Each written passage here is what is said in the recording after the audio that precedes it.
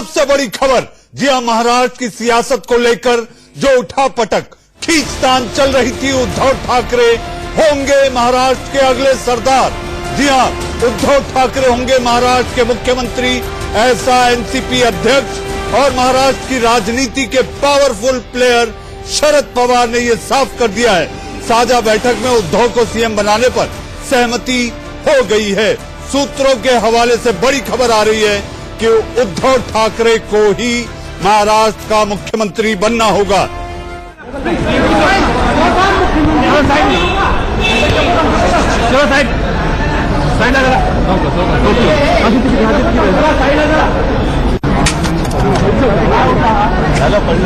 पण आम्ही असं ठरवलंय की एकही मुद्दा अनुत्तरित ठेवायचा नाही, म्हणून सगळे विषय सोडवल्यानंतर पूर्ण सगळ्या विषयांची उत्तरं घेऊन आम्ही तुमच्यासमोर येतो आहोत। पण चर्चा अतिशय चांगली आणि योग्य दिशेने चालू आहे। सर, यावर पत्रकार परिषद होईल का? होणार कधी होईल सर? मागे हे सगळं ठरवून आम्ही तुमच्यासमोर येतो।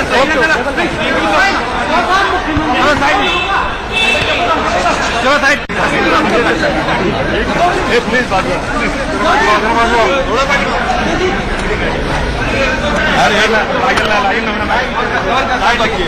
काय बाकी काय तुमच्याकडे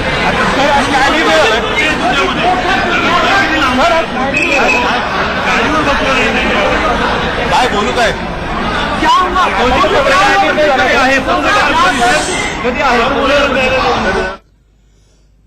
जी हां, एक महीने की खींचतान के बीच आज ऐसा लगता है कि अब ये काउंटडाउन खत्म हो गया है। इस बैठक के बाद ये साफ हो गया है कि मैंने जो शपथ ली थी, जो अपने पिता को वचन दिया था, वो पूरा होता दिख रहा है। अभिषेक शर्मा, जी हां, अभिषेक शर्मा हमारे सहयोगी मुंबई से। अभिषेक, मुहर लग गई, उद्धव ठाकरे होंगे अगले सरदार।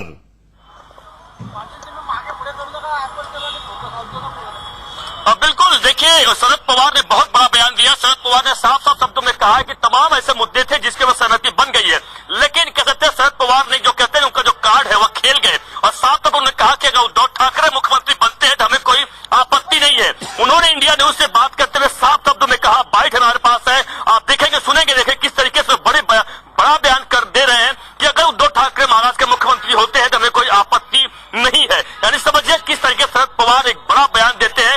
यानी अगर दूसरा कोई मुख्यमंत्री बनता है तो कहीं मामला फंस सकता है।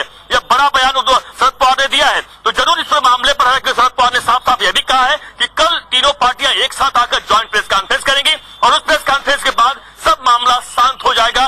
जब हमने पूछा क्या लगता है 2.5 साल का मुख्यमंत्री एनसीपी और शिवसेना को चाहिए, उन्होंने कहा जो मैं बोल रहा फिलहाल वो सुनिए, बात की बात बाद में करेंगे। लेकिन यह बात सही है कि सभी मुद्दों पर लगभग बात बन गई है, लेकिन बात इस पर अटक गई है। कह सकते हैं अगर शरद पवार की माने तो शरद पवार के बारे में आपको पता है, जो वह बोलते हैं, जो कहते हैं, उसमें बड़ा मतलब निकाला जाता है। इसीलिए उन्होंने कहा है कि उन्होंने साफ तौर पर कहा है कि उद्धव ठाकरे ही महाराष्ट्र के मुख्यमंत्री हो। और यानी ये इसका मतलब हम ये समझे कि सोनिया गांधी या फिर शरद पवार दोनों इस बात पर राजी हुए हैं कि अगर उद्धव ठाकरे महाराष्ट्र के मुख्यमंत्री बनने हैं तो ही हम समर्थन देंगे। हालांकि इसका हम जो मैं मतलब निकाल पा रहा हूं, लेकिन जाहिर सी बात है कि इस मामले पर शरद पवार का बयान जो है अभिषेक मतलब रखता है। अभिषेक, एक बात समझाइए दर्शकों के लिए कि उद्धव ठाकरे सुबह से जब से अपने विधायकों से मिले थे, ऐसी खबरें आ रही थी कि उद्धव ठाकरे नानुकुर कर रहे हैं, वो मुख्यमंत्री नहीं बनना चाहते।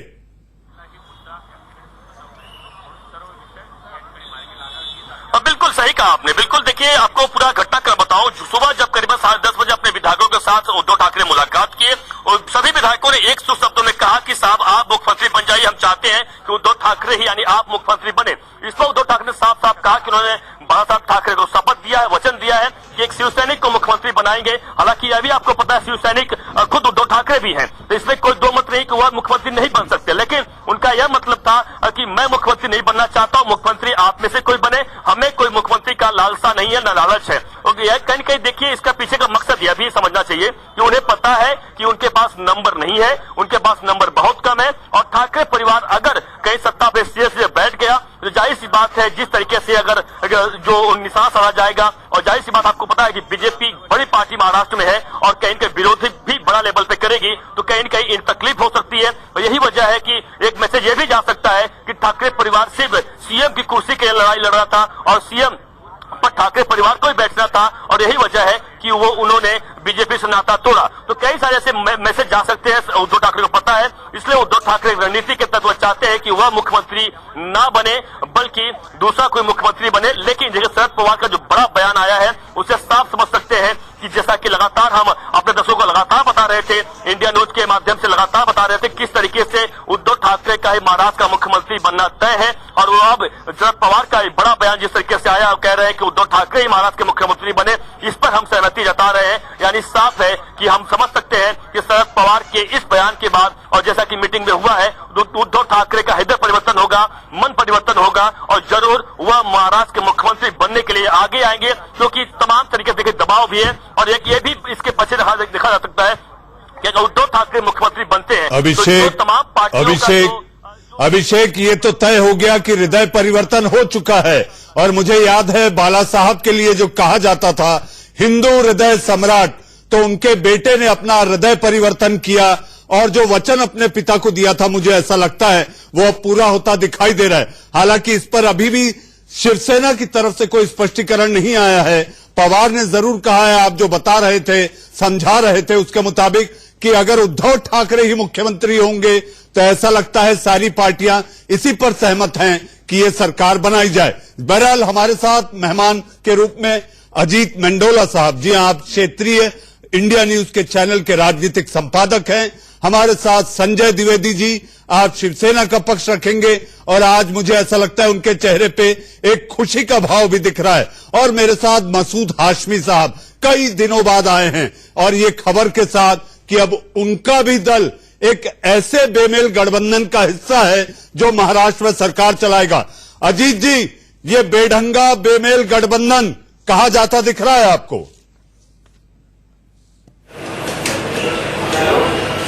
नहीं, ये देखिए, बेढंगा भले ही हम कह सकते हैं कि बेढंगा है और अलग अलग विचारधारा के लोग इसमें हैं, लेकिन ये बहुत सुनियोजित तरीके से, मैं कहूंगा इसको, बहुत सोच समझकर सारी चीजें, सारा गुणा भाग लगाकर बनाया गया है। और मुझे तो अब कई बार ये शक होने लगता है कि जैसी रिजल्ट के दिन से ही मेरे ख्याल से इसकी भूमिका बन गई, उद्धव ठाकरे को लेकर कहीं हो सकता है जो अभी हमारे संवाददाता कह रहे थे, लेकिन पहले दिन ही ये संकेत सूत्रों ने यहाँ से पार्टी ने दिए थे कांग्रेस के कि उद्धव ठाकरे ही होंगे। और यही वजह है कि जब अहमद पटेल पहले दिन महाराष्ट्र गए थे, मुंबई दौरे पे गए थे, काफी हद तक चीजें तय हो गई थी। केवल अब ये है कि दिन कब तय होना है, विभाग क्या होंगे, कौन विभाग किसको मिलेगा, और ये बहुत सोच समझ कर करा है। दोनों दल अपना फायदा इसमें देख रहे हैं। देखिए, अब ये सरकार चलेगी कितने टाइम, कितने साल, ये देखने वाली बात होगी। लेकिन जो है ये बिल्कुल सोच समझ के एक बीजेपी के लिए बहुत बड़ी चुनौती खड़ी करने के लिए बनाया गया है गठबंधन, क्योंकि कांग्रेस जो अभी तक मुस्लिम तुष्टीकरण को लेकर तमाम तरह के आरोपों से झेलती थी, उनके नेताओं को मंदिर के चक्कर लगाने पड़ते थे, कभी कहीं जाना पड़ता, तो ये गठबंधन होने के बाद काफी हद तक अब कांग्रेस के लिए कई सारी चीजें, अब कुछ पे आरोप नहीं लगेंगे और एक अलग तरह की लड़ाई अब कांग्रेस लड़ेगी। और कांग्रेस की पूरी कोशिश ये है कि ये गठबंधन पूरे 5 साल चले। अब एनसीपी के नेता शरद पवार ने क्या रणनीति बनाई है, शरद पवार को समझ पाना बहुत आसान नहीं है, लेकिन कांग्रेस चाहती है कि अगला लोकसभा का चुनाव इसी गठबंधन पर हो। जी अजीत जी, ये बताइए कि आखिर कौन किसके सामने टूटा और झुका, कांग्रेस शिवसेना के सामने या शिवसेना कांग्रेस के सामने?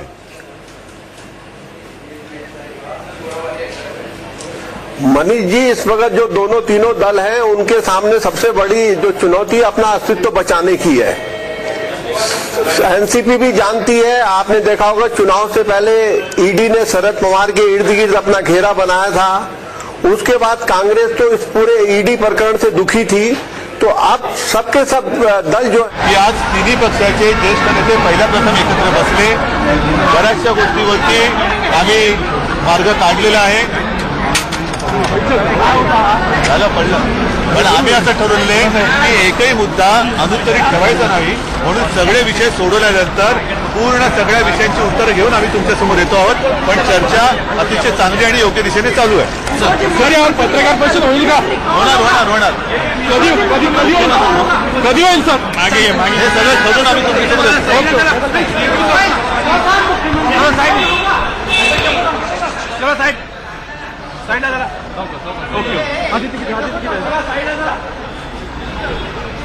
शिवसेना के सर्वे सर्वा उद्धव ठाकरे को आप मराठी में बोलते सुन रहे थे, जो ये कह रहे थे कि कुछ इक्का दुक्का ऐसे मुद्दे हैं जिन पर चर्चा अभी भी चल रही है, लेकिन आमतौर पर सहमति हो चुकी है और आपको अच्छी खबर, कल तीनों पार्टी के नेता एक साथ मिलकर संवाददाता सम्मेलन में साफ करेंगे। जी हां, उद्धव ठाकरे के चेहरे पर जो भाव हैं, जो हाव भाव हैं, वो ये बताते हैं कि सब कुछ ठीक कर संवाददाता सम्मेलन में साफ करेंगे। जी हां, उद्धव ठाकरे के चेहरे पर जो भाव हैं, जो हाव भाव हैं, वो ये बताते हैं कि सब कुछ ठीक ठाक है और उन्होंने अपने पिता को जो वचन दिया था वो वचन पूर्ति होती दिख रही है। नेहरू सेंटर से बाहर निकलकर उद्धव ठाकरे ने मीडिया के कुछ लोगों से बात मराठी भी की उनके साथ, उनके बेटे आदित्य ठाकरे भी वहां मौजूद। आप देख रहे हैं उद्धव ठाकरे ने जो बात की उसमें उन्होंने साफ किया कि कुछ इक्का दुक्का ऐसे मुद्दे हैं जिनको लेकर चर्चा चल रही है। सौहार्दपूर्ण वातावरण में बातचीत हुई है और कल सुबह जब प्रेस कॉन्फ्रेंस होगी तो सारी चीजें खुलकर साफ हो जाएंगी।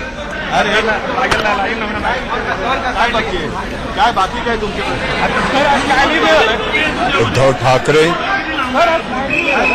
महाराष्ट्र के होंगे अगले मुख्यमंत्री। सूत्रों के हवाले से खबर, पवार, कांग्रेस, सारे नेता चाहते हैं कि उद्धव ही बने। एक मिनिट, तुम्हाला पुन्हा एकदा सांगतो कि आज तिन्ही पक्षाचे ज्येष्ठ नेते पहिल्या आइए इस पर मेरे साथ मेहमानों का एक पैनल है। हालांकि ये वक्त देश का सवाल का होता है और मुझे ऐसा लगता है कि महाराष्ट्र को लेकर जो सवाल था, जिसको लेकर बवाल मचा हुआ था, अब वो खत्म होता दिखाई दे रहा है। उसका काउंटडाउन जो है वो आ गया है। मेरे साथ मेहमानों का एक पैनल है। जी हां, इसमें सबसे पहले मैं ये चलता हूं आपको संजय द्विवेदी जी के पास। संजय द्विवेदी जी, आज जरा मुस्कुरा दीजिए। ठाकरे आला रे, मी आपल्या बालासाहेबांना शपथ दिली होती, आपको मराठी शायद नहीं आती होगी। उन्होंने कहा था कि मैंने अपने पिता को शपथ दी थी, वचन दिया था कि अगला मुख्यमंत्री अगर कोई होगा तो वो शिवसेना का होगा, वो शिव सैनिक होगा। लेकिन ये कभी नहीं उन्होंने कहा कि मैं बनना चाहता हूं।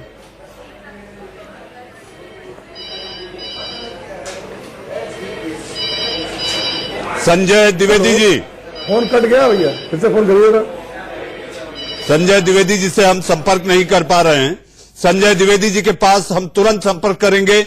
मसूद हाशमी साहब, बेमेल बेढंगा गठबंधन चलेगा 5 साल। मनीष जी, सबसे पहले तो मैं एक बात क्लियर कर दूं, आपको बधाई दे देता हूं। नहीं, बहुत दिन से बगैर पानी के जैसे मछली तड़पती है, वैसे आपके महाराष्ट्र के जो विधायक थे, सत्ता में 5 साल क्या दूर हुए, तड़प रहे थे कि सरकार कैसे भी बना लो। मनीष जी, मैं वही आपको सफाई दे रहा हूं कि मैं बीजेपी के खिलाफ अगर बोलता हूं तो इसका मतलब ये नहीं कि मैं कांग्रेसी हूं। मेरा कांग्रेस से कोई ताल्लुक नहीं है। कांग्रेस से उतनी ही दूरी है जितनी बीजेपी से। और ये बहुत अच्छा हो रहा है महाराष्ट्र में जो कुछ भी हो रहा है। ये जो अपने आप को सेक्युलर कहने वाले और मुसलमानों की ठेकेदारी का दम भरने वाली पार्टी आज शिवसेना के साथ खड़ी है। हम तो पिछले 15 दिन से दुआएं कर रहे थे कि वहां पे सरकार शिवसेना और कांग्रेस समर्थन के साथ बन जाए, ताकि कांग्रेस का चेहरा बेनकाब हो जाए सरकार पूरे देश के सामने कि देखो कांग्रेस के भीतर की बात कुछ और होती है और ऊपर की बात कुछ और होती है। कांग्रेस ने हमेशा वही किया है और ये पहले से इन लोगों के बड़े अच्छे ताल्लुकात रहे इन लोगों से। आप ही की नहीं थी मसूद साहब, मुझे याद आता है जब कांग्रेस के विधायक जयपुर में थे तो ख्वाजा गरीब नवाज की दरगाह पर कदमबोसी करने भी गए थे। तो वो तो कांग्रेस को मालूम था ना कि अगर इन्होंने समर्थन नहीं देते तो 30 इनके एमएलए टूट के वो शरद पवार की पार्टी ज्वाइन कर लेते। और ये तो मैं बधाई देता हूं शरद पवार जी को कि अगला राष्ट्रपति बनने का उनका रास्ता साफ हो गया है। शरद पवार जी को मैं अभी से बधाई देता हूं एनसीपी के लोगों को। आप भविष्यवक्ता ना बने मसूद मैं देख रहा हूं कि शरद पवार जी पवार साहब को लेकर आप भविष्यवक्ता ना बने। अगला प्रेसिडेंट हमें महाराष्ट्र से मिलेगा Hindustan. Please please please Masood sahab, आप भविष्यवक्ता ना बने। ये शरद पवार है और शरद पवार की राजनीति को जो जानता है, मराठा क्षत्रप ने गुजरात के चाणक्य को चित किया, ये आप मानते हैं संजीव उनियाल साहब? बिल्कुल अच्छी बात है, बिल्कुल ठीक बात कह रहे हैं। नहीं, मुझे तो ऐसा नहीं लग रहा कि ऐसा कुछ है। अगर आज कोई अजीब सी 3-4 चीजें एक साथ इकट्ठी हो गई हैं, तो आपको क्या लगता है कि कुछ मनी ज्यादा टाइम चलने वाली है क्या?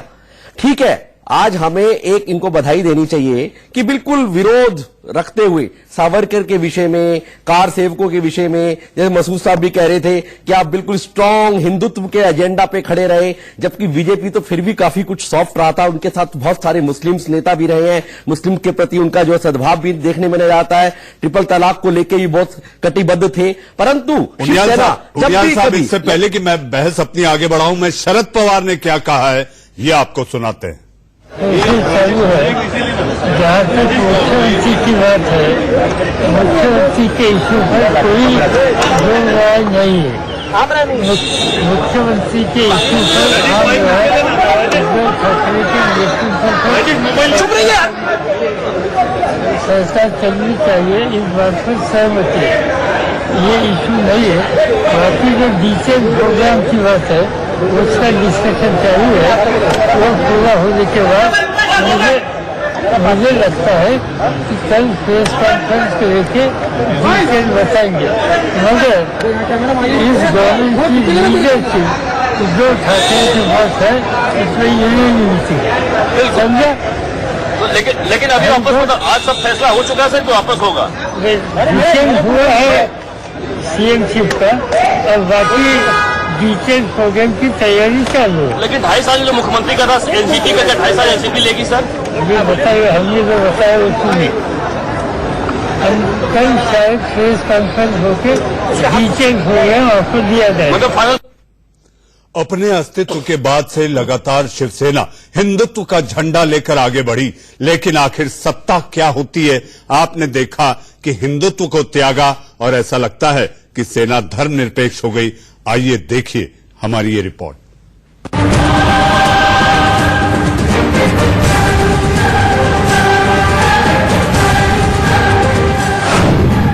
महाराष्ट्र में सरकार का शुभ मंगल सावधान। बदलेगी तो हम सपोर्ट नहीं करेंगे, कुछ बदलना तो पड़ेगा उनको अपने इश्यूज। हाथ मिले तो सुर बदले और कट्टर बने महान। जो लोग गिरा रहे थे, गिराया था, वो स्वीकारने के लिए तैयार नहीं थे। सत्ता के आगे हिंदुत्व के सवाल पर भागे। उस बारे में जब सरकार बनेगी तो ये तो सुना था कि घिसते घिसते पत्थर पर भी निशान पड़ जाते हैं, लेकिन शिवसेना ने तो सिर्फ कहते कहते ही शिवसैनिक को महाराष्ट्र की सीएम की कुर्सी तक पहुंचा डाला। हाँ, मैंने पहले दिन ही कहा था कि महाराष्ट्र की राजनीतिक कुंडली शिवसेना ही तय करेगी और कोई नहीं। सर भाजपा मुझे लगता था दिल्ली में बैठकर, यहाँ बैठकर सत्ता और ताकत के बल पर महाराष्ट्र की कुंडली बिगाड़ देंगे। ये छत्रपति शिवाजी महाराज का महाराष्ट्र है और हम बाला साहब ठाकरे की शिवसैनिक है, ये किसी ने भूलना नहीं चाहिए। हर किसी के लिए यकीन करना मुश्किल था कि कट्टर हिंदुत्व की छवि वाली शिवसेना और धर्मनिरपेक्षता के नाम पर जान और जहान कुर्बान करने का दावा करने वाली कांग्रेस एक ही थाली से अपना अपना निवाला उठाएंगी।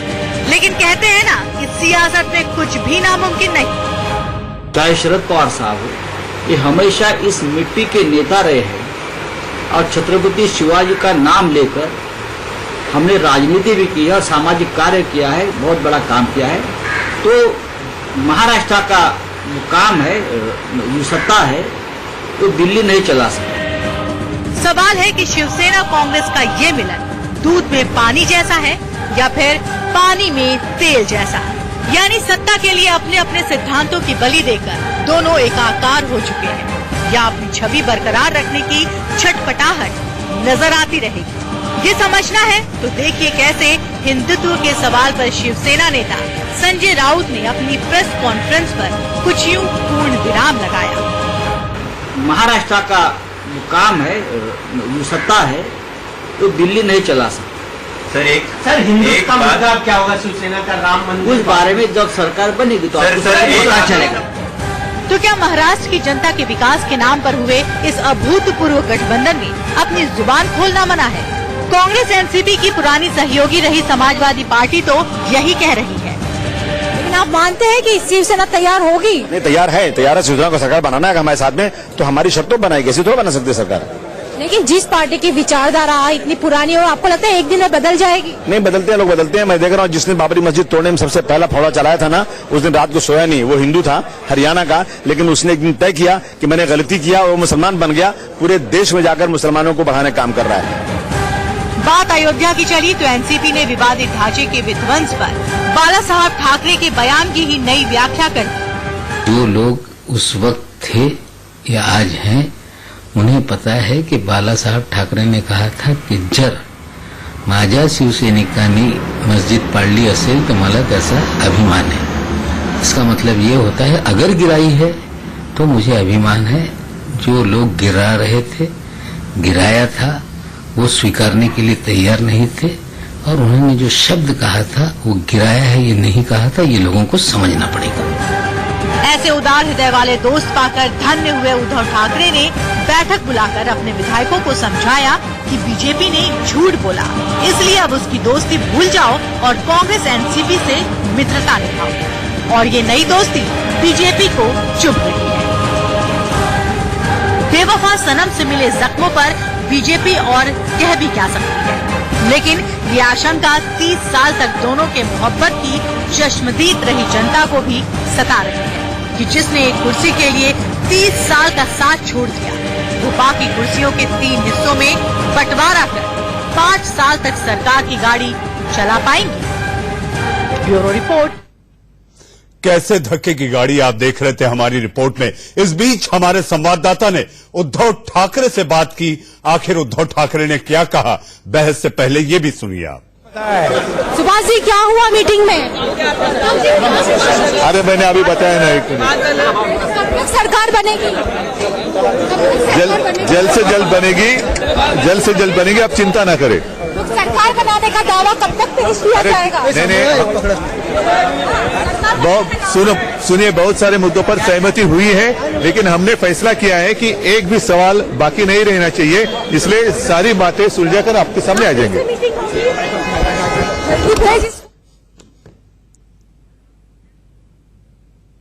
जी, आप सुन रहे थे उद्धव ठाकरे को थोड़ी राहत उनके चेहरे पर दिखाई दे रही थी कि आखिर उन्होंने बीजेपी को पटखनी दे दी। जी हां, हम इस पर चर्चा करेंगे, लेकिन एक बात मैं कहना चाहता हूं, महीना लग गया। अगर ये सूत्रों के हवाले से खबर जो नेता कह रहे हैं इससे मान ले, महीना लगा दिया सरकार बनाते बनाते।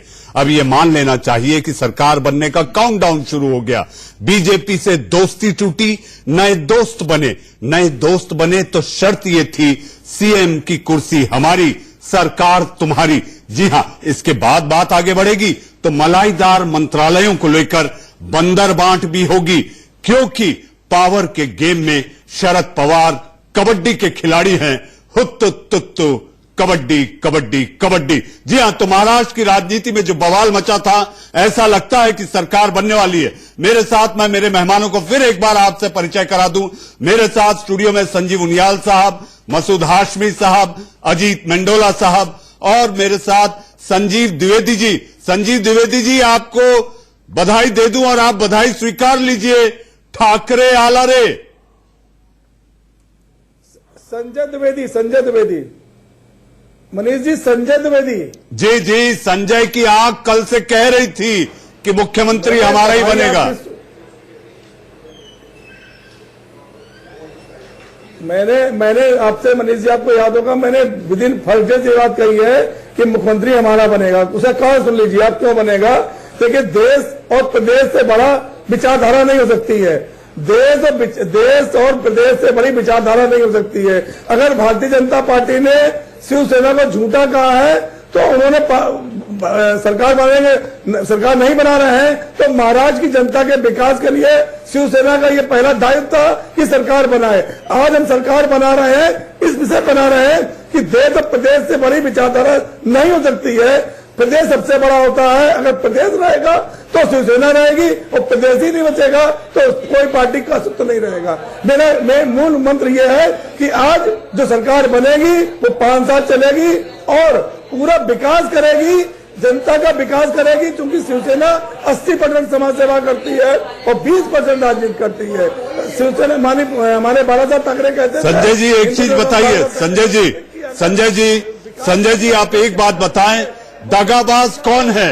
आप दोनों ने एक साथ मिलकर चुनाव लड़ा, आपने वोट बटोरे, आप दोनों के बीच जनता के साथ दगाबाजी करने वाला कौन? दगाबाजी नहीं मानी थी, दगाबाजी नहीं है।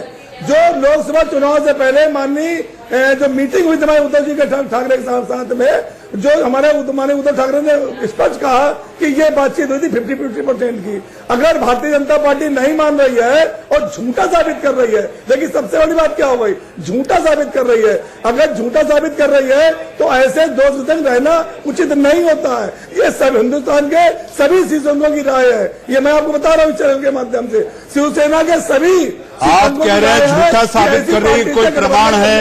संजय जी आपके पास कोई प्रमाण है कि ये करार हुआ था?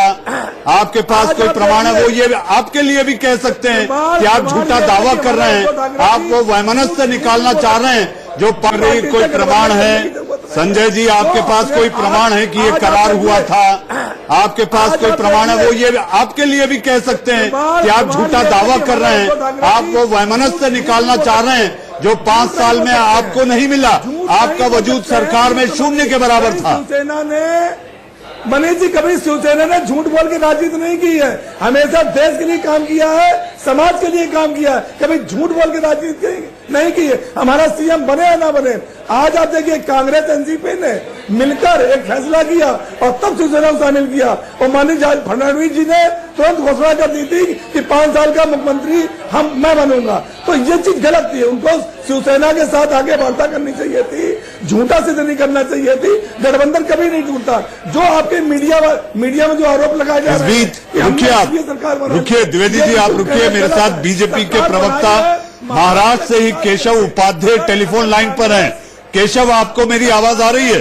अगर कांग्रेस हमें समर्थन दे रही है तो मैंने बात नहीं की उनके बीच में, वो मेरे बीच में बात ना करी, नहीं मेरी हमारे मित्र। केशव, आपको हमारी आवाज आ रही है? बिल्कुल आ रही है मुझे मेरी आपकी। जी ठाकरे आला रे। ऐसा है, एक तो सबसे पहली बात, हम पिछले 15 दिन से ये सुन रहे हैं उनके पास 170 एमएलए के साइन है। अब आज शाम तक, अभी शाम को 7 बज चुके हैं, लेकिन ऐसा कोई राज्यपाल के पास अभी तक तो गया नहीं है।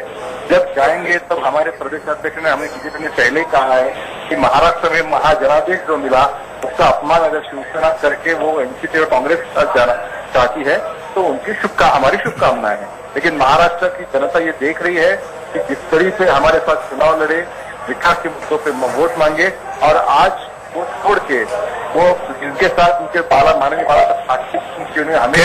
केशव, आप एक बात बताएं, आज राज्यपाल से मिलने किरीट सोमैया क्या करने गए थे? क्यों गए थे किरीट सोमैया राज्यपाल से मिलने? नहीं, क्यों मिल नहीं सकता कोई राज्यपाल से? ऐसा कोई रूल है कि कोई राज्यपाल से नहीं मिलेगा? अच्छा, तो वो ऐसे ही मिलने चले गए थे अनौपचारिक? अगर राज्यपाल ने उनको समय दिया होगा, राज्यपाल से उन्होंने कोई काम के लिए ये किया होगा कि अभी राज्यपाल महाराष्ट्र में जो भी इश्यू है वो सॉल्व राज्यपाल कर रहे हैं। हाँ, राष्ट्रपति राजवट है, जो भी अगर आपने सॉल्व करने हैं, कोई मदद मांगने भी शिवसेना के नेता भी पिछले सुखा के इश्यू पे गए थे, कांग्रेस एनसीपी के गए थे। केशव जी, शिवसेना साफ तौर पर कह रही है कि आपने उनके साथ दगाबाजी की, आपने उनसे झूठ बोला। आज आप ये साफ कर दीजिए दर्शकों के हित के लिए कि आखिर दर्शक, जो महाराष्ट्र का दर्शक है, महाराष्ट्र का जो मतदाता है, वो खुद को ठगा महसूस कर रहा है। बिल्कुल सही। मैं थोड़ा घटनाक्रम आपको पूरा बताता हूँ, फिर आप और जनता तय कीजिए किसने दगाबाज किया। ये पूरा इलेक्शन भारतीय जनता पार्टी ने माननीय हमारे नेता माननीय देवेंद्र जी फडणवीस के चेहरे पर लड़ा, और ये बार बार हम सबने कहा कि महाराष्ट्र का अगला मुख्यमंत्री देवेंद्र फडणवीस होगा। माननीय ये जब शिवसेना के नेता स्टेज पे थे तब भी ये बार बार कहा गया। सबसे पहली बात। दूसरी बात, 24 तारीख को शाम को जब प्रेस कॉन्फ्रेंस हुई सबके मुख्यमंत्री माननीय देवेंद्र फडणवीस की, उन्होंने तब कहा कि हम आईसी की सरकार बनाएंगे। उसी दिन पहली प्रेस में उद्धव जी ने ये कहा कि हमारे पास सारे ऑप्शन ओपन है। तीसरा मुद्दा, मैं दूसरे पे बात करता हूँ, हो सकता है हर एक की अपनी अपनी इच्छा होती है, कामना होती है कि हमें हमारा आदमी मुख्यमंत्री होना चाहिए, उसमें गलत कुछ बात नहीं, लेकिन उसके वो संवाद डायलॉग इम्पोर्टेंट है। केशव जी, कुर्सी तो आपको भी प्यारी थी, तभी आप 2.5 साल के फॉर्मूले पर भी नहीं झुके।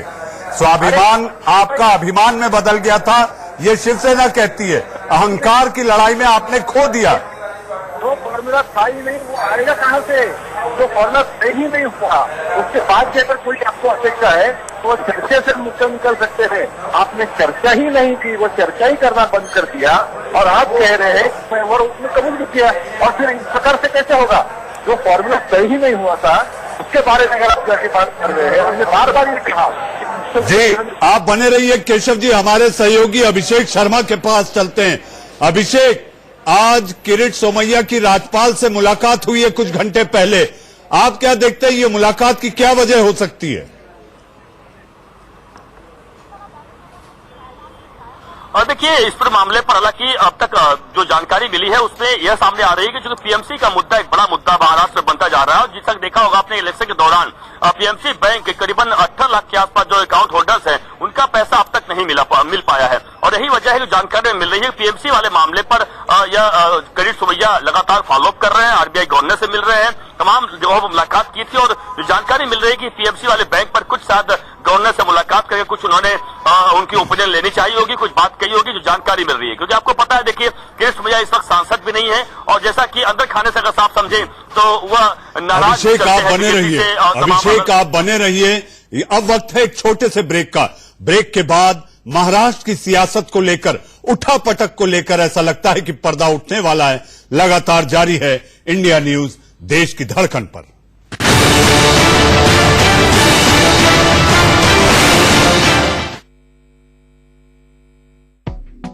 Powered by Godrej Air. Better drive every day. Uddhav Thackeray ने आखिर क्या कहा? अरे मैंने अभी बताया नहीं, सरकार बनेगी, जल्द से जल्द बनेगी, जल्द से जल्द बनेगी, आप चिंता ना करें। सरकार बनाने का दावा कब तक पेश किया जाएगा? सुनिए, बहुत सारे मुद्दों पर सहमति हुई है, लेकिन हमने फैसला किया है कि एक भी सवाल बाकी नहीं रहना चाहिए, इसलिए सारी बातें सुलझाकर आपके सामने आ जाएंगे। बताया है सुभाष जी, क्या हुआ मीटिंग में? अरे मैंने अभी बताया नहीं, कब तक सरकार बनेगी? जल्द से जल्द बनेगी, जल्द से जल्द बनेगी, आप चिंता ना करें। सरकार बनाने का दावा कब तक पेश किया जाएगा? सुनिए, बहुत सारे मुद्दों पर सहमति हुई है, लेकिन हमने फैसला किया है कि एक भी सवाल बाकी नहीं रहना चाहिए, इसलिए सारी बातें सुलझाकर आपके सामने आ जाएंगे। उद्धव ठाकरे को आप सुन रहे थे और उनकी जो मुस्कान थी चेहरे की जब उन्होंने कहा कि जल्द से जल्द बनेगी सरकार, ये जरूर वो भी जानते थे कि मुख्यमंत्री भी मैं बनूंगा। जी हां, इस बीच हमारे साथ एनसीपी की प्रवक्ता रेशमा पटेल भी जुड़ गई हैं, लेकिन इससे पहले कि मैं अपने दूसरे पड़ाव में आगे बढ़ूं, संजय द्विवेदी जी आपके पास आता हूं। आज आपके पास दोहरी खुशी है, मुंबई में आपकी मेयर, उल्लासनगर ठाणे में आपकी मेयर, और दूसरी खबर ये कि अब महाराष्ट्र का सरदार भी शिवसेना का होगा।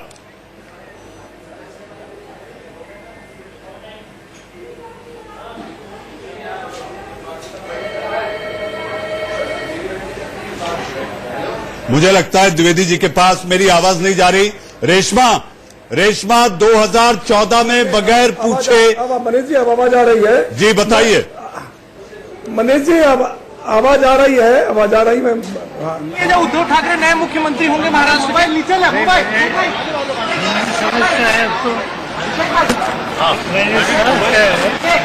लीडरशिप के इशू हमारे सामने नहीं है। उद्धव ठाकरे जी के लीडरशिप के बारे में हमारे यहाँ सहमति हुई।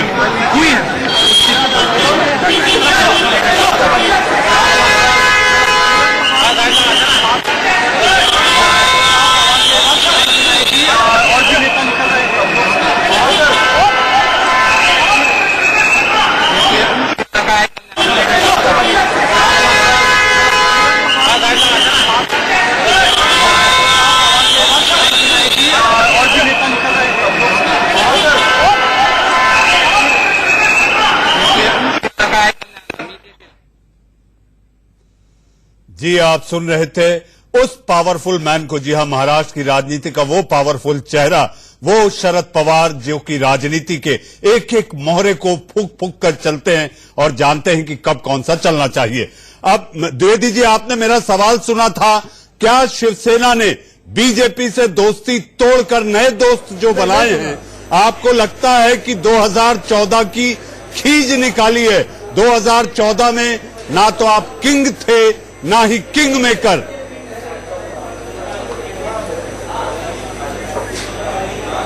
नहीं मनीष जी, इसमें मैं आपको बिल्कुल वो कहूंगा, इसमें ऐसा कुछ नहीं है। 2014 में इन्होंने एनसीपी से मिलकर सरकार बना ली थी। शिवसेना ने बाद में समर्थन दिया और समर्थन बिना शर्त दिया था और 5 साल पूरे सरकार चली। बिल्कुल बिना शर्त नहीं द्विवेदी जी, करता क्या न करता वाली स्थिति थी। द्विवेदी जी, बिना शर्त वाली बात नहीं थी। उस समय शिवसेना के लिए मरता क्या न करता। शिवसेना नहीं, ऐसा कुछ नहीं मनीष जी। अगर हमें समर्थन दिया तो हम, क्योंकि सरकार में थे पहले से, हमारे गठबंधन था, हम गठबंधन को कंटिन्यूस रखा। और आज अगर मुख्यमंत्री मैं 2-3 बातें मनीष पूछना चाहूंगा भारतीय जनता पार्टी अपनी महत्वाकांक्षा के लिए पद नहीं दिया। अब दूसरी बात आती है, मैं बात पूरी कर लूं। दूसरी बात आती है कि महाराष्ट्र जनता के लिए सरकार बनना जरूरी है। द्विवेदी जी, उग्याल साहब का सवाल है, फिर उसके बाद मसूद हाशमी और रेशमा को मुझे लाना है के लिए अपनी सहमत दी। जी उनियाल, मेरा प्रश्न मनीष इनसे ये है आपके व्यूअर्स के सामने कि आपको लगता है कि 50% का फार्मूला आप लगातार कहे जा रहे थे पूरे भारतवर्ष को, पूरे संसार को, कि हम 50% के फार्मूले पे बीजेपी के साथ सरकार बनाएंगे, परंतु अब तो 33% वाला फार्मूला भी काम नहीं कर रहा। और शरद पवार आज भी आपको 33%, अगर आपके चीफ मिनिस्टर को छोड़ दें, हमारा बन रहा है। उसके बाद मेरा प्रश्न पूरा होने दीजिए, मेरे मित्र, मेरा प्रश्न तो पूरा होने दीजिए। अभी भी 33% पर भी आज भी गवर्नर को आपने प्रेम पत्र नहीं दिया। आज भी शरद पवार ने पूरा रिमोट अपने पास रखा हुआ है। और आप देखिए आपके उद्धव ठाकरे जी का चेहरा, आज भी वो जो प्रफुल्लित चेहरा होना चाहिए आने वाले चीफ मिनिस्टर का फाइनेंशियल कैपिटल में, वो मुझे मनीष आज भी नजर नहीं आ रहा। क्या कारण है इसका? मनीष जी, मैं एक बात कहना चाहता हूं।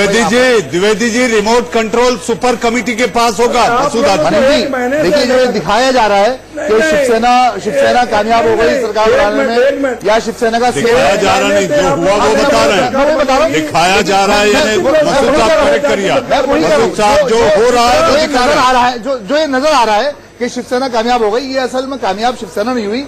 यहाँ पर जीत हुई है बीजेपी की, भारतीय जनता पार्टी की। भारतीय जनता पार्टी ने राम मंदिर की वर्डिक्ट आने के बाद, अयोध्या वर्डिक्ट आने के बाद, भारतीय जनता पार्टी अपनी ताकत देखना चाहती थी कि इस इंपैक्ट का लोगों पर क्या असर पड़ेगा। इस वजह से उन्होंने ठोकरों में रखा शिवसेना को। कहां रखा? ठोकरों में रखा, ठोकरों में। वो देखना चाहते हैं, उनको मालूम है कि ये सरकार ज्यादा चलने वाली नहीं है। हमारे बीच एक महिला बैठी है, जरा उनको भी बहस में ला लेते हैं, उनको भी बहस में ला लेते हैं। ये तीनों पार्टियां अब ये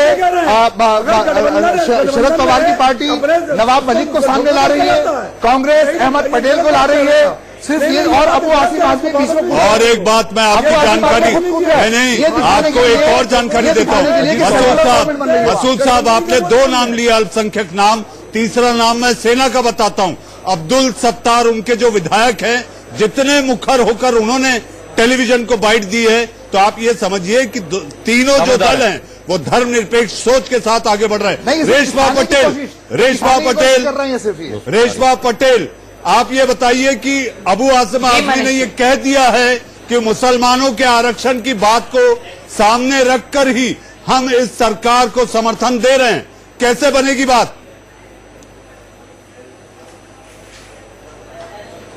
देखिए, कॉमन मिनिमम प्रोग्राम डिसाइड हुआ है ना, बहुत से दिनों से इस पे चर्चा भी ये तो अनकॉमन मैक्सिमम प्रोग्राम हो गया। जनता के हित में रहेगा, सर्वधर्म के हित में रहेगा, वो डिसीजन कॉमन मिनिमम प्रोग्राम कहाँ रह गया मनीष? ये तो अनकॉमन मैक्सिमम प्रोग्राम होगा। बहुत सेंसिटिव, बहुत सेंसिटिव। मैं आप कैसे अदा करें? सुनिए मनीष जी, बहुत सेंसिटिव टॉपिक है, इस पे हम ऐसे बहस नहीं कर सकते। कोई भी समुदाय, कोई भी धर्म के लोग रहेंगे, उसके हित में जो भी निर्णय रहेगा वो सब रहेगा।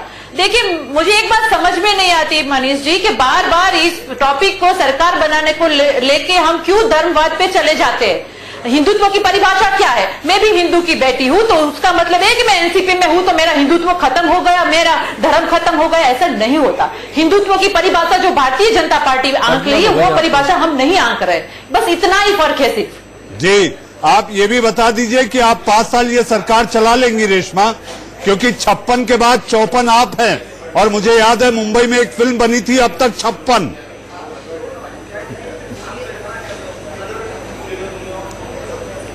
देखिए मनीष जी, डेफिनेटली चला पाएगी, क्योंकि मैं मानती हूँ कि सरकार बनाना ही सिर्फ काम नहीं है, हमारी ऊपर जो रिस्पॉन्सिबिलिटी है वो इतनी ही बनती है जितनी विरोध पक्ष में बैठ के हम काम करते हैं या तो सत्ता में बैठ के। मैं दोनों पक्ष को इक्वल मानती हूँ। करना चाहती हूँ कि भारत में पहली बार नहीं हो रहा। मेरी आशा करें, मेरी बात सुनिए, भारत में पहली बार तो नहीं हो रहा। ऐसा तो नहीं कि महाराष्ट्र में हम इतिहास पहली बार बना रहे हैं। अभी भी भारत के बहुत से राज्य ऐसे जहाँ पे बहुत से गठबंधनों की सरकार चल रही है। प्रश्न का जवाब नहीं दे रही हैं आप, लगातार एक रटके आई हैं। मनीष में एक प्रश्न है, रेशमा जी, कॉमन मिनिमम प्रोग्राम। मैं देती हूँ आपका प्रश्न का, बताइए क्या चाहिए? रेशमा जी, मैं ये कह रहा हूँ कि कॉमन मिनिमम प्रोग्राम, पर मैं ये कहता हूं कि अगर कॉमन मिनिमम प्रोग्राम होता तो बहुत जल्दी सॉर्ट आउट हो जाता। मनीष, आपके व्यूअर्स इतने करोड़ों संख्या में देखते हैं, ये तो अनकॉमन मैक्सिमम प्रोग्राम था जिसको कि आप ये कह रहे हैं कि अप्राकृतिक गठबंधन है, अप्राकृतिक, बिल्कुल लेकिन सभी मिलकर कह रहे हैं कि हम 5 साल चलाएंगे। कांग्रेस जो है अभी तक क्यों नहीं कर रहा है? जो है वो पानी की तरह जहाँ गंदे नाले में मिलना होता है वहां मिल जाते हैं, और जहाँ इनको राजनीति ऐसी है जहाँ जगह मिलती है वहाँ पानी जैसे घुसता है। अजीत मेंडोला साहब बहुत देर से शांत है। अजीत जी, भारतीय जनता पार्टी ने गठबंधन के सरकार बनाई है। रेशमा, मैं कल से आपसे कह रहा हूँ, आप अपने चेहरे पर खुशी लाइए, आपकी सरकार 5 साल बाद बन रही है। We have a smiling face. Ajit ji, ये एनसीपी और शिवसेना के क्यों मुरझा रखे हैं? अजीत जी, आखिर ऐसा क्या हुआ कि नितिन गडकरी जो पूरी महाराष्ट्र की राजनीति में आप ये समझिए कि कहीं पिक्चर में नहीं थे, आज वो एक बयान दे देते हैं कि ये सरकार 6-8 महीने चलेगी। एक और दूसरा, उन्होंने कहा था राजनीति और क्रिकेट में सब कुछ संभव है। तो ये गडकरी से कहा गया कहने के लिए या गडकरी ने खुद कहा है? नहीं, गडकरी भी अब एक समझदार राजनीतिज्ञ हैं, उन्होंने सोच समझ के कहा होगा। देखिए मनीष जी, हम लोग इतनी बहस करें, लेकिन इसमें सारा जो खेल है, अगर ये सारा खेल ईडी का है, ईडी ना पवार साहब पे छापे मारती, ना पवार साहब इतनी ताकत लगाते चुनाव लड़ने में, और ना बीजेपी का सारा समीकरण गड़बड़ाता। देखिए जिस दिन परिणाम निकल रहे थे, हम और आप साथ बैठे थे, आपने देखा होगा कि जब 145-50 से ऊपर बीजेपी जाने लगी थी तो ये लगने लगा था कि शिवसेना, मतलब अब शिवसेना पिछली बार जैसे 2014 में चुपचाप बैठी थी। देखिए कहीं ना कहीं शिवसेना को एहसास हो गया कि बीजेपी अब रीजनल पार्टियों को निशाना बना रही है, टारगेट कर रही है। अनुच्छेद 370 के बाद लग रहा था कि लहर है, तो शिवसेना कुछ बोल नहीं पा रही थी। लेकिन जैसी परिणाम हटके, जब मामला बाउंड्री पे अटक गया, तो शिवसेना को भी लगा कि अब हमको मौका है।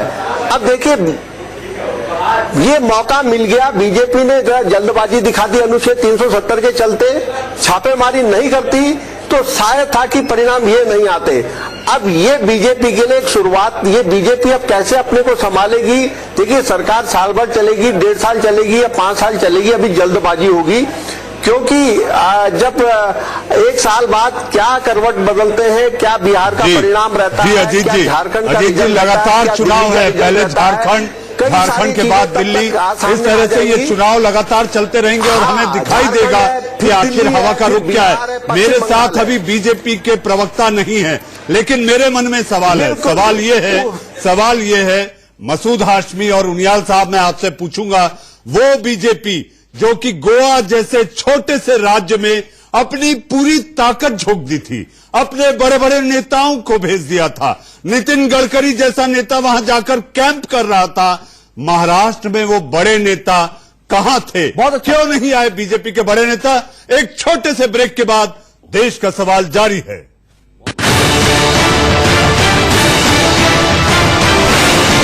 पृथ्वीराज चौहान और जयंत पाटिल, जी हां, एनसीपी के महाराष्ट्र अध्यक्ष संवाददाता सम्मेलन कर रहे हैं।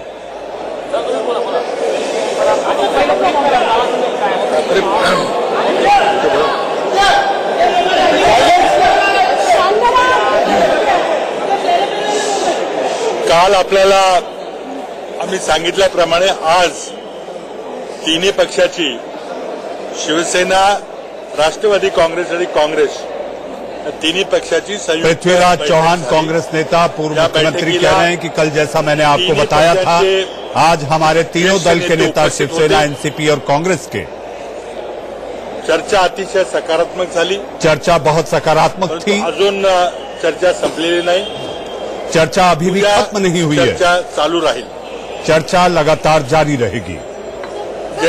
जैसे कि हमने कल आपको बताया था, कल हमने राष्ट्रवादी कांग्रेस और कांग्रेस की चर्चा हुई थी और सभी मुद्दों पे हमारी आम राय बन गई थी और आज हम दोनों पार्टियां मिलकर शिवसेना से बातचीत करने मुंबई आए थे।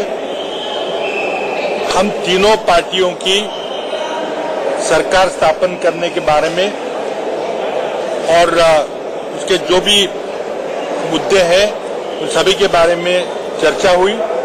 चर्चा बिल्कुल सकारात्मक थी। तीनों पार्टियों के शीर्ष नेता उपस्थित थे, लेकिन बातचीत अभी पूरी नहीं हुई है। कल मुद्दे हैं उन सभी के बारे में चर्चा हुई। चर्चा बिल्कुल सकारात्मक थी। तीनों पार्टियों के शीर्ष नेता उपस्थित थे, लेकिन बातचीत अभी पूरी नहीं हुई है। कल बातचीत हम जारी रखेंगे। धन्यवाद। I'll give it in English also. As we told you yesterday, discussions between Congress and NCP concluded in Delhi. We reached complete agreement on a common position, and as we told you yesterday, we have come to Mumbai and there was a meeting between the three partners, Shiv Sena, NCP and Congress. The discussions were conducted in a positive manner. We have reached many conclusions, but talks remain to be concluded. We will continue the talk tomorrow. Thank you.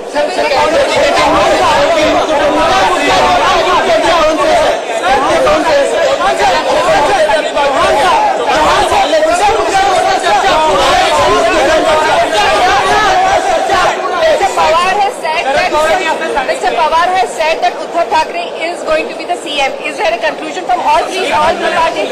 Has Uddhav Thackeray said so? I cannot second guess what he has said. Whatever he has said, you heard it. It's on record.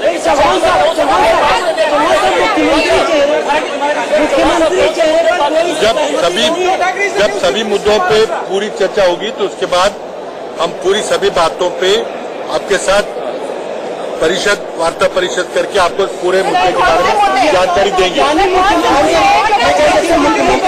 कोई चर्चा नहीं हो पाई है पूरी तरह से मुख्यमंत्री पद पे चर्चा। देखिए, हम पूरी बातों की जानकारी आपको देंगे। जैसे मैंने कहा कि बिल्कुल पॉजिटिव चर्चा हुई है और जब चर्चा शुरू होती है वो ऊपर से नीचे चर्चा होती है शुरू।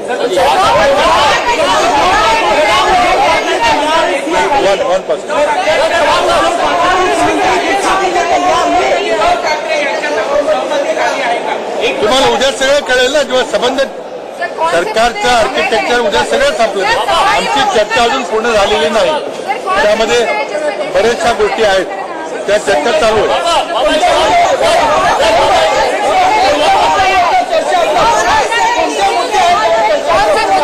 चर्चा नहीं हो पाई। चला, ओके।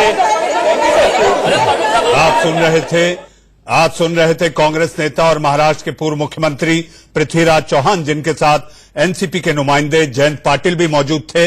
हम फिर एक बार अपनी बहस की ओर लौटते हैं और जो सवाल ब्रेक के पहले मैंने अपने मेहमानों से किया था, जी हां, वो हम जान लेते हैं एक छोटे से ब्रेक के बाद।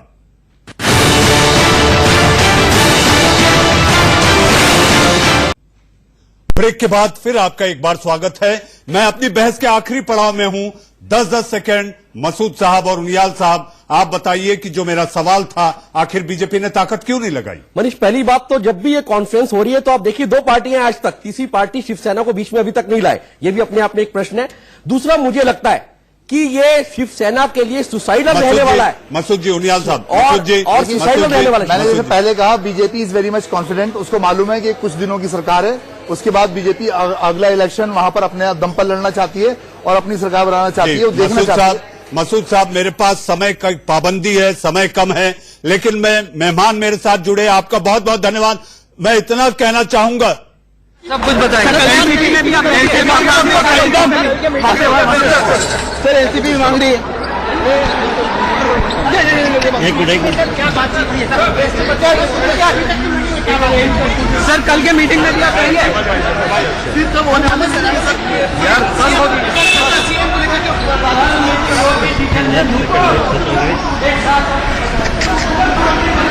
Please please. आप देख रहे थे कांग्रेस के वरिष्ठ नेता अहमद पटेल, जो कि आप ये जानते हैं कि वो कांग्रेस के चाणक्य हैं और सोनिया गांधी के नुमाइंदे होते हैं। देश का सवाल में आप लोग जुड़े, लेकिन मैं ये कहना चाहूंगा, जैसा कि अभी मसूद साहब ने कहा और जो राय बनी, रहीमन धागा प्रीत का मत तोड़ो चटकाए, टूटे से फिर ना जुड़े, जुड़े गांठ पड़ जाए। मैंने किसके लिए कहा आप समझ गए होंगे। देश का सवाल में आज इतना ही। खबरों के सिलसिले को आगे बढ़ाएंगे मेरे सहयोगी रोहित पुनेठा, आंख कान खोल के। दिल्ली में कैसे खुलेआम हुई चाकूबाजी?